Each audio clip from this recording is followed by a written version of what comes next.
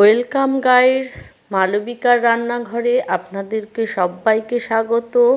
আজকে তৈরি করব খুব টেস্টি এবং হেলদি পালং শাক। শীষ পালং সম্পূর্ণ নিরামিষ পদ্ধতিতে এবং মশলা ছাড়াই রান্না করব। আমরা বাড়িতে তো খেয়েই থাকি, এছাড়া আসন্ন সরস্বতী পুজো উপলক্ষে এই রেসিপিটা বানানো হয়। উপকরণ হিসেবে নিয়েছি বেগুন, শিম, কুমড়ো, আলু।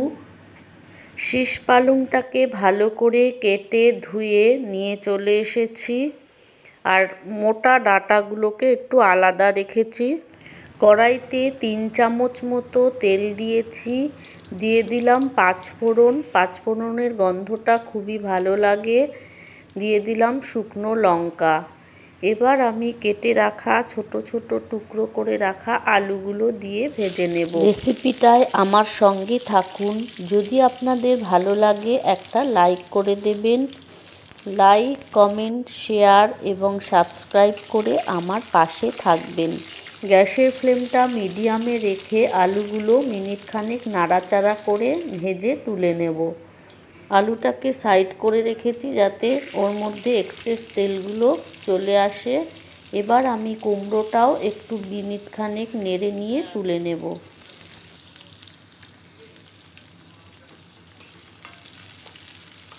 ইতিমধ্যে আমি আলুটাকে তুলে নিয়েছি। এবার কুমড়োটাকে হাফ মিনিট মতো নাড়াচাড়া করছি।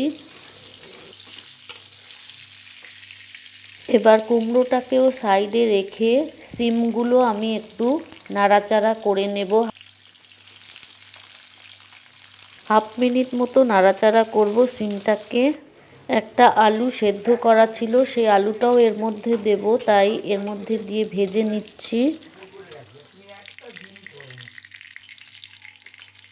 এবার শিমটাকে সাইডে রেখে নিয়ে বেগুন, নুন হলুদ মেখে রাখা বেগুনগুলোকে ভাজা করে নেব।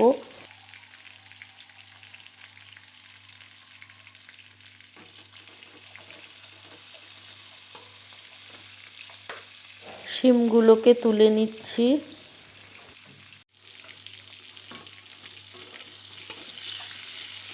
বেগুনগুলোকেও মিনিট খানেক ধরে নাড়াচাড়া করে ভেজে নেব। এই পদ্ধতিতে রান্না করলে শীষ পালংয়ের টেস্টটা অনেক বেশি ভালো হয়। গরম গরম ভাতের সঙ্গে তো বটেই, গরম গরম খিচুড়ি, পরোটা, রুটির সঙ্গেও ভালো লাগে। সব সবজিগুলোকে ভেজে এক জায়গায় তুলে রেখেছি। কড়াইতে 2 চা চামচ মতো তেল দিয়েছি, দিয়ে শক্ত থাকা ডাঁটাগুলো আমি এবার দিয়ে একটু মিনিট খানেক নেড়ে নেব, ভেজে নেব ডাঁটাগুলোকে।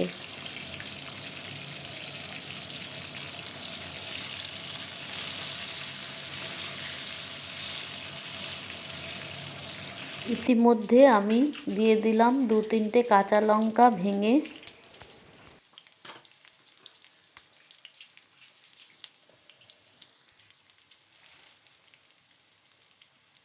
এবার আমি ধুয়ে জল ঝরিয়ে রাখা পালং শাকগুলো দিয়ে দেব। নরম যে ডাঁটাগুলো আছে সেগুলো একসাথে দিয়ে দেব।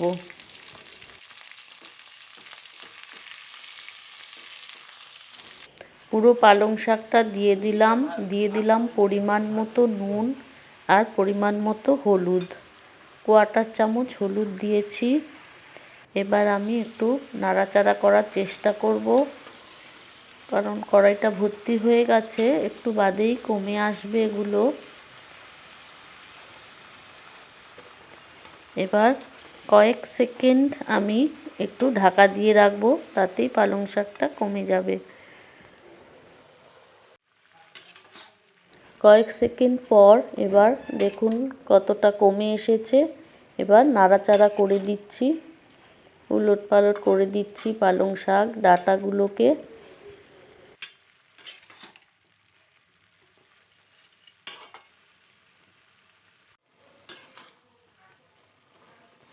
পালং শাক সেদ্ধ হতে বেশি সময় নেয় না।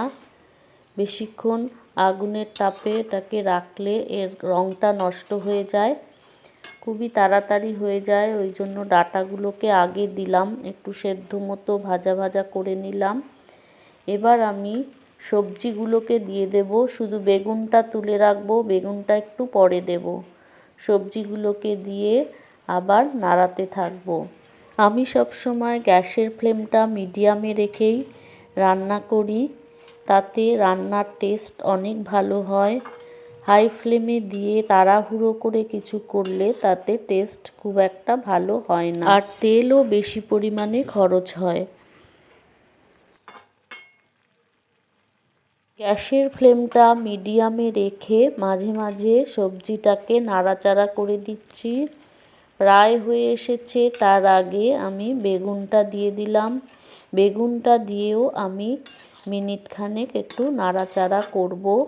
বেগুন তো সেদ্ধ হয়েই আছে ভাজার সময়, আর এতেও পুরোপুরি সেদ্ধ হয়ে যাবে। শাক করার সময় সবসময় কম আঁচে, মিডিয়াম আঁচে রেখেই শাকটা রান্না করতে হয়, তাতে শাকের রঙটা বেশি ভালো থাকে, বেশ সবুজ লাগে দেখতে। শাকের মধ্যে এখনও একটু জল আছে, সেই জন্য মিডিয়াম আঁচে রেখে আর মিনিটখানেক নাড়াচাড়া করলেই শাকটার জলটা শুকিয়ে যাবে। সেদ্ধ হয়ে গেছে সমস্ত সবজি, জলটা শুকালেই নামিয়ে নেব। অপরদিকে আমি একটা মশলা তৈরি করে নেব।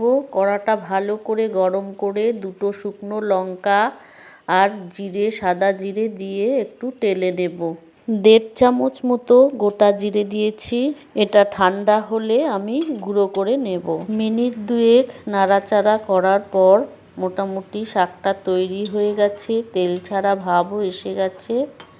এবার আমি ভেজে রাখা মশলা দিয়ে দিলাম।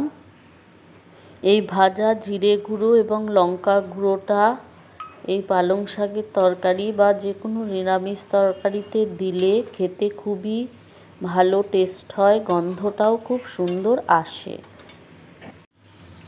সবশেষে দিয়ে দিলাম 1 চামচ চিনি, এতে খেতে টেস্ট আরও বেশি ভালো হবে। আপনারা না চাইলে এটা স্কিপ করতে পারেন। এবার তৈরি হয়ে গেছে শীষ পালংয়ের তরকারি। এবার গ্যাস বন্ধ করে ঢাকা দিয়ে স্ট্যান্ডিং টাইমে মিনিট 5 রেখে দেব। এটা ভাত, খিচুড়ি, রুটি, পরোটার সঙ্গে খাওয়া চলে।